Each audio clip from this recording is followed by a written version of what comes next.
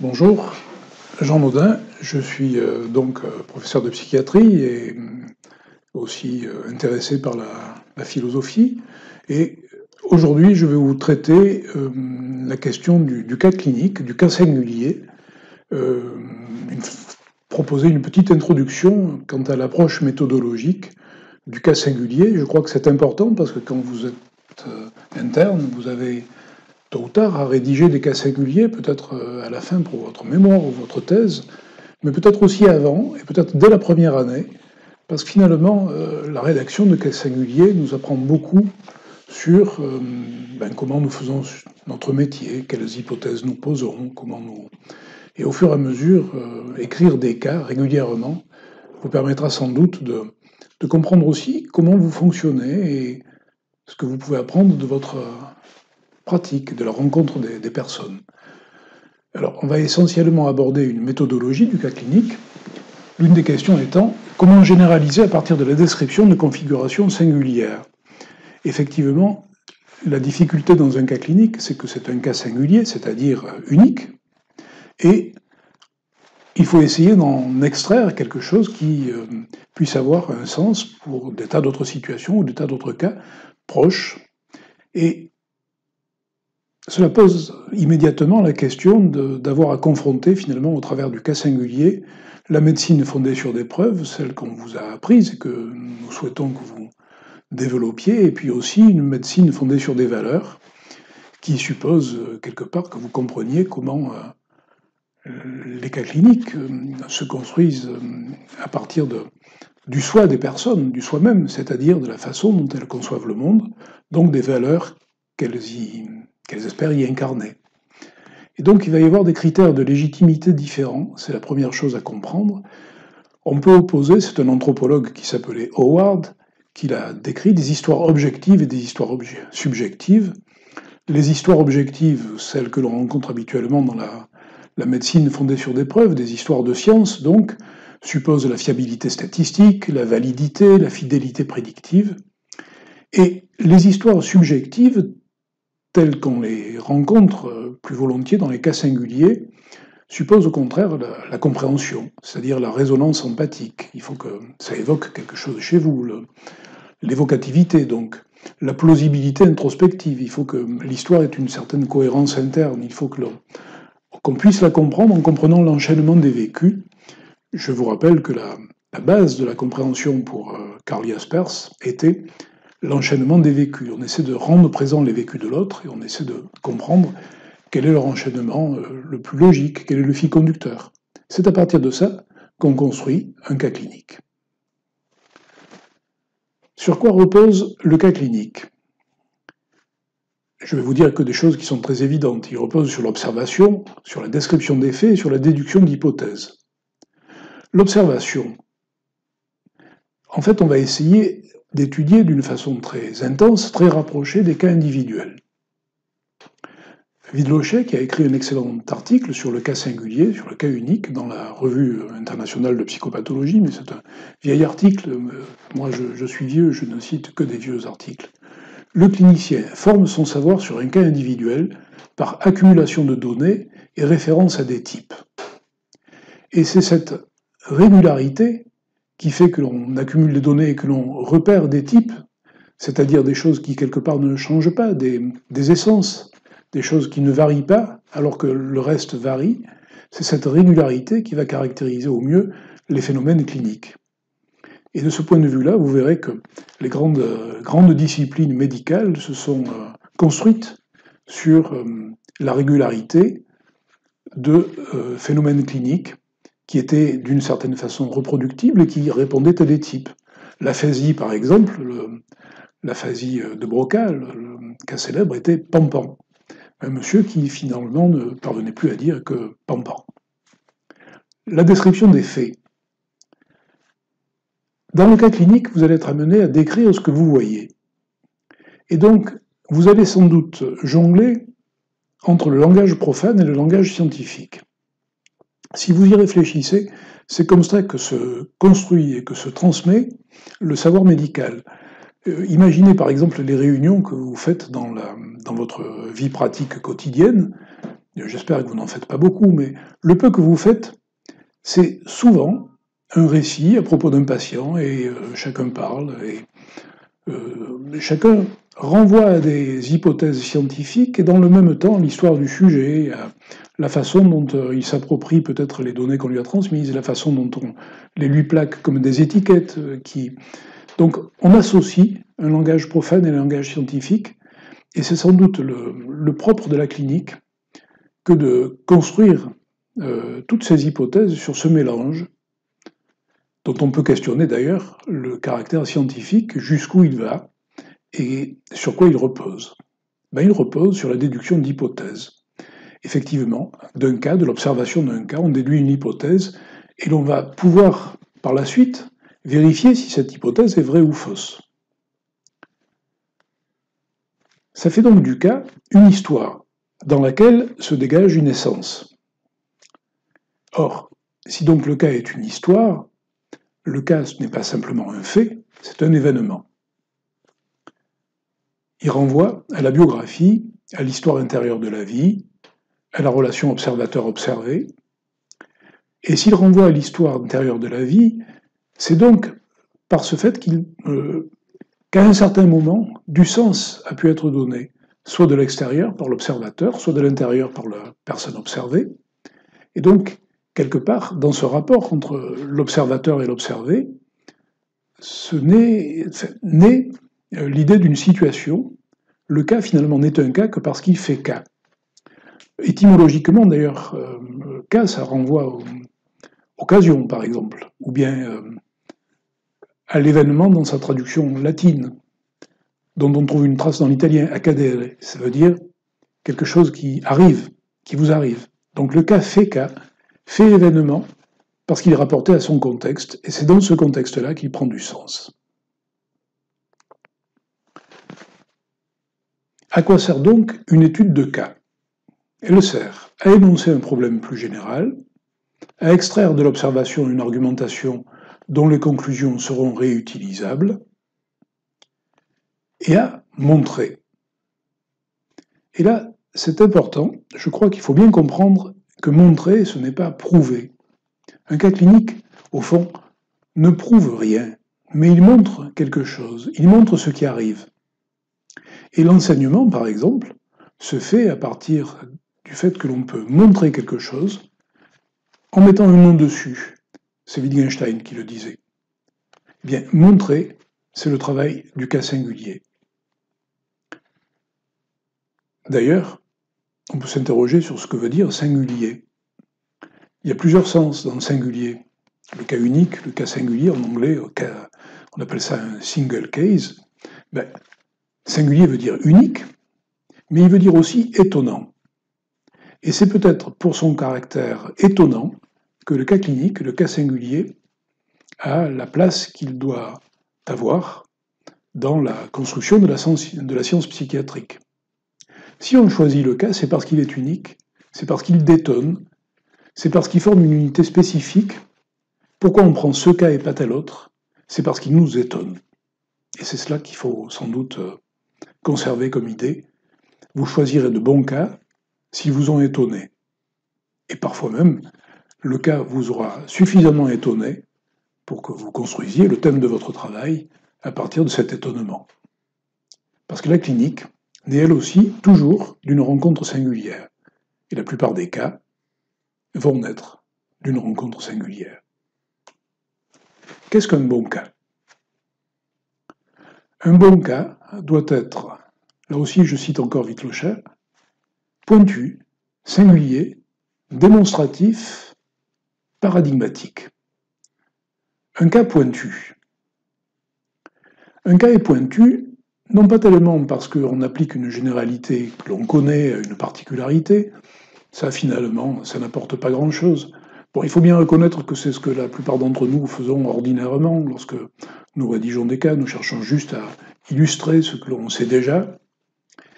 Ben non, un cas est vraiment bon s'il est pointu, c'est-à-dire s'il cherche à connaître une particularité au moyen d'une autre singularité. On va aiguiser en quelque sorte le problème de la singularité au travers d'un fait, et de quelque chose de plus qui s'y dégage, quelque chose qui arrive. Un cas est singulier, ça veut dire donc qu'il doit provoquer l'étonnement, provoquer la curiosité. Un cas est démonstratif. Comme je vous l'ai dit, un cas, un bon cas, ça montre quelque chose. Ce qui veut dire qu'un bon cas doit être exemplaire, exhaustif, et qu'il a d'une certaine manière une puissance déictique. Les déictiques, d'un point de vue sémiologique ou du point de vue du langage, ce sont tous ces mots qui permettent la conversation et qui la situent. Les pronoms personnels, les démonstratifs, les lieux, ici, là, maintenant. Je, tu. Eh bien, un bon cas montre précisément où se situe ce sujet ou ce problème. Il est défini au sens qu'il est là devant nous, dans son caractère justement singulier. Un cas paradigmatique. Qu'est-ce qu'on entend par paradigmatique ? Il s'agit en fait d'extraire une argumentation nouvelle face à un problème qui persiste. Ce qui est intéressant dans un bon cas, c'est qu'il va indiquer un problème par rapport à une norme. Et donc, par rapport à la norme et à la régularité habituelle, il va montrer qu'il peut y avoir une exception et que cette exception signifie sans doute qu'il faut modifier peut-être la règle ou modifier ce que l'on sait habituellement, changer donc peut-être de paradigme. Et en ce sens-là, le bon cas, celui qui peut s'extraire à partir d'eux plutôt qu'à propos d'eux. Et là aussi, la très grande valeur de l'auto-observation mérite d'être notée. Vous verrez que par exemple, beaucoup de cas cliniques issus du courant de la phénoménologie, qui est le mien, mais vous verrez ça aussi du côté de l'analyse, vous verrez ça en général du côté de la psychopathologie, reposent sur des auto-observations. Les auto-observations des patients, des médecins, qui sont eux-mêmes parfois des patients, etc., ont une plus grande valeur que les autres parce qu'ils sont justement typiquement situés. Et donc leur puissance déictique est en quelque sorte décuplée. Pour comprendre aussi cette approche méthodologique, il faut aussi comprendre que l'étude du cas clinique se fait en plusieurs temps. Ça vous intéresse, je pense, tout particulièrement, parce que ce sont des temps qu'il vous faudra respecter si vous préparez votre mémoire. Peut-être qu'il faut penser dès à présent à recueillir des cas, parce que vous aurez à recueillir des données. La première approche est naturaliste, tout simplement. On recueille des données, et surtout, on garde tout. On est un peu malade dans ce sens-là d'ailleurs, mais on garde tout. On ne néglige aucune information. On doit tout collecter, on doit tout enregistrer. Après vient une approche que l'on peut dire phénoménologique, au sens où on va à ce moment-là chercher à aller jusqu'au bout de ce que nous avons trouvé étonnant dans le cas clinique. Donc, on va s'intéresser à ce que le cas fait justement obstacle à ce que l'on savait déjà, et nous pousse quelque part à mettre entre parenthèses ce que nous croyons savoir, à déconstruire, si on veut. Le cas doit nous pousser à déconstruire notre connaissance clinique, pour essayer d'être le plus proche de la clinique à l'état naissant. Et cela va nous obliger à créer par assemblage, on part d'une hypothèse, on fait une interprétation et on construit quelque chose. Que ce soit vrai ou faux n'est peut-être pas si important. L'important, c'est que ça puisse apporter du sens et que ce sens ensuite puisse ouvrir un nouveau champ dans la discipline. Ça, c'est dans l'idéal. La plupart du temps, on continue souvent à faire ce que nous avons toujours fait ou ce que les autres ont fait. Mais, parfois, on montre quelque chose. L'approche expérimentale s'en déduit. On élabore, à partir d'un cas clinique particulièrement exhaustif, un modèle théorique.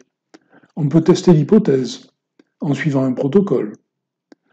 On passe ainsi, peu à peu, du cas clinique à la possibilité d'une randomisation pour revenir dans les histoires objectives de la science.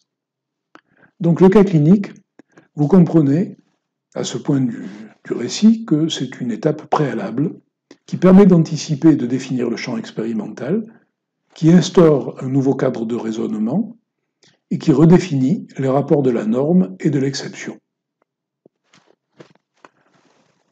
Évidemment, les cas cliniques que vous aurez à rédiger, vous devez avoir ça en tête. Mais on se rapproche de cet idéal. Ce n'est pas sûr du tout que chacun de nous puisse vraiment y arriver. Pourtant, quand on pense au corpus scientifique de la psychiatrie, au corpus scientifique tout particulièrement de la psychopathologie ou de la psychanalyse, on voit que l'histoire de cas a été quelque chose qui a permis d'en construire presque intégralement le corpus, qui se situait pour ce qui est de la psychanalyse entre typologie et herméneutique. Typologie, c'est-à-dire repérer des cas qui ont un air de famille, des idéotypes, des choses qui sont reproductibles au sens de l'essence, et herméneutique, c'est-à-dire de l'interprétation. Et donc, se pose la question de la valeur de cette interprétation. L'évaluation quantitative d'une interprétation, ça n'a peut-être pas de sens. En revanche, l'évaluation qualitative et l'approche qualitative qui permet de construire des récits qui nous permettent ensuite, éventuellement, d'avoir une approche quantitative, c'est celle-là qu'il faut essayer de comprendre un petit peu plus avant encore, en définissant la pratique narrative qu'est le cas comme quelque chose qui est inscrit dans le temps. Les meilleurs cas sont construits en général autour d'une intrigue. Il y a une configuration clinique qui est une énigme à résoudre, et on les construit un peu comme un récit de fiction. Il faut que ce soit intéressant un cas, sinon ça ne marche pas. Il faut que ce soit bien écrit, un cas, pour que ça marche. Sinon ça ne nous intéresse pas. Il faut que ce soit peut-être écrit comme un récit de fiction. Bien sûr, on se rapporte à des faits, mais on les aura suffisamment travestis, par exemple, pour qu'on ne puisse pas reconnaître la personne. Ou bien on les aura écrits pour se rapprocher de cette sorte de fiction que nous sommes chacun de nous pour nous-mêmes lorsque nous écrivons une autofiction, etc. Et nous allons les remettre également en relation avec l'expérience personnelle du praticien, ce qui est assez difficile lorsqu'on essaie de ne pas d'évider toutes les banalités qui pourraient nous passer par la tête. Ça suppose donc un travail sur soi-même, et c'est peut-être en ce sens-là que la rédaction d'un cas est très intéressante. D'ailleurs, la rédaction d'un cas fait partie du cursus d'apprentissage de la psychanalyse, et c'est quelque chose qui est considéré comme un support d'une possible évaluation. Cette pratique narrative inscrite dans le temps, elle est en effet aussi en relation avec l'autre. Si on peut la raconter, c'est parce qu'on peut la raconter à un autre, et sa vraisemblance, sa cohérence interne, sera sans doute dans un rapport évaluatif par rapport à cet autre, non seulement que nous sommes pour nous-mêmes, mais un autre comme le lecteur, par exemple. Et c'est ainsi que la clinique accumule des régularités nées d'histoire et qu'elle est particulièrement, perpétuellement, en train de se faire. On peut prendre un exemple très rapidement, un exemple vraiment paradigmatique de l'histoire du cas singulier, c'est le cas d'Aura dans 5 psychanalyses. Je ne vais pas vous le raconter, lisez-le par vous-même, ça fait partie de la culture générale du psychiatre. Quelles sont les hypothèses de Freud alors qu'il est en train d'inventer la psychanalyse? Il les écrit dans le cas d'Aura. Il faut, avant d'entreprendre le traitement d'une hystérie, être convaincu de la nécessité de toucher à des sujets sexuels. Ou bien encore, c'est de réminiscences que souffre l'hystérique. Donc, on voit bien qu'il y a de sacrés préjugés là-dedans par rapport à la question de la sexualité au fondement de la névrose. Mais est-ce que ça n'est qu'un préjugé? Est-ce qu'il y a des cas, est-ce qu'il y a des histoires de cas que l'on peut raconter qui le démontreront? Le cas d'Aura en est l'exemple paradigmatique. Voilà une jeune femme qui souffre d'une irritation de la gorge, d'une toux, Et la réminiscence qui arrive dans une séance d'hypnose et de psychanalyse, c'est qu'elle se souvient d'un baiser qui avait été imposé par un ami de la famille, Monsieur K, dont l'épouse était la maîtresse de son propre père, et elle se souvient de ce baiser imposé par ce vieux à cette jeune femme, et du dégoût qui s'ensuit, et en particulier aussi du dégoût qui est en relation avec l'odeur du tabac qui s'en dégageait. C'est sur ce modèle que s'est construit le corpus scientifique de la psychanalyse, et je vous laisse découvrir le cas d'Oran en lui-même, et peut-être aussi vous donner l'occasion de vous poser quelques questions sur la scientificité. Ne croyez pas que je ne sois pas favorable à ce type d'études à partir de cas cliniques. Personnellement, c'est quelque chose à quoi je crois et dont je pense que l'importance est fondamentale. Moi-même, quand j'étais à votre place, j'ai rédigé un cas clinique pour ma thèse de médecine. J'ai construit ma propre vie psychopathologique sur la rédaction de cas cliniques. Il me semble que ça nous donne une bonne école pour vous poser un certain nombre de questions. En psychiatrie, à quoi peut servir l'étude de cas cliniques? Comment articuler cette pratique à la recherche expérimentale? C'est une vraie question. À quoi servent les cas cliniques quand on est préoccupé de recherche expérimentale comme nous le sommes aujourd'hui? Ça soulève un problème épistémologique, par exemple. Quelle est la valeur scientifique propre du cas singulier comme un acte de connaissance? Un acte de connaissance, c'est quelque chose de subjectif par essence. Le cas clinique est une construction narrative. Est-ce qu'il n'est pas toujours une fiction? Est-ce qu'il n'est pas très lié aux représentations sociales de la maladie? Si par exemple on envisage le cas clinique comme l'illustration d'un paradigme, eh bien évidemment nous aurons affaire aux représentations sociales de la maladie, à cette espèce de mixte, de patchwork entre langage profane et langage expert que va constituer le cas, et nous nous questionnerons sur sa scientificité, sur les formes de passage, sur la commensurabilité ou non des hypothèses, et nous serons bien sûr exposés au danger d'un raisonnement circulaire qui nous conduira à démontrer ce que nous croyons avoir vu par l'existence préalable de ce que nous avions déjà vu, et ainsi de suite, mettre des clichés et des a priori théoriques les uns à la suite des autres. On met clichés et a priori théoriques entre parenthèses, et c'est malheureusement souvent comme ça que se construit la science normale. Le cas clinique a le mérite d'étonner, et il devrait nous permettre de profiter au mieux de l'étonnement qu'il procure. De la même façon, la psychiatrie et la psychologie clinique doivent avoir une certaine valeur à la condition de respecter les 3 temps de l'étude de cas. De ne pas oublier son côté naturaliste. C'est cette première étape naturaliste qui est l'étape essentielle. On peut recourir à des échelles d'évaluation également pour évaluer la pertinence d'un cas.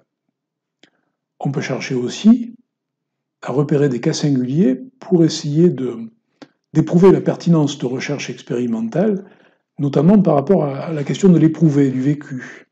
Ce qui nous fait passer d'une notion d'efficacité aux études naturalistes qui introduisent le concept d'efficience. On peut s'intéresser aussi à l'étude du cas dans la compréhension de la psychothérapie, avec le problème des techniques d'évaluation en psychothérapie, qui sont souvent inadaptées s'il s'agit de la psychanalyse, et peut-être trop adaptées lorsqu'il s'agit des théories cognitivo-comportementales. Il y a aussi les techniques d'auto-évaluation. Tout cela fait peut-être partie d'une approche du cas singulier. Et par rapport à la psychanalyse et au cas d'Ora, et à tout ce qui sera construit par la suite, est-ce qu'il s'agit vraiment d'une rationalité de type scientifique? Certainement pas. La psychanalyse est sans doute, à juste titre, placée hors de toute évaluation, ce que soutient Jacques-Alain Miller, le gendre de Lacan, dans sa colère contre le livre noir de la psychanalyse. C'est une controverse dont nous parlerons dans un autre cours. Bien, La psychanalyse se situe-t-elle vraiment hors de toute évaluation car échappant à la rationalité de type scientifique? On peut penser que oui, si son but n'est pas scientifique et n'est pas de guérir d'un symptôme, par exemple. On peut penser que non, si l'on cherche à évaluer son efficience dans le cas clinique. Par exemple, celui d'un trouble anxieux ou dans l'histoire concrète de notre vie de tous les jours. Peut-on alors l'évaluer comparativement avec les autres psychothérapies? Et peut-on le faire à partir de l'étude de cas? C'est une question à laquelle je ne vais pas répondre et dont je vous laisse juge. Merci.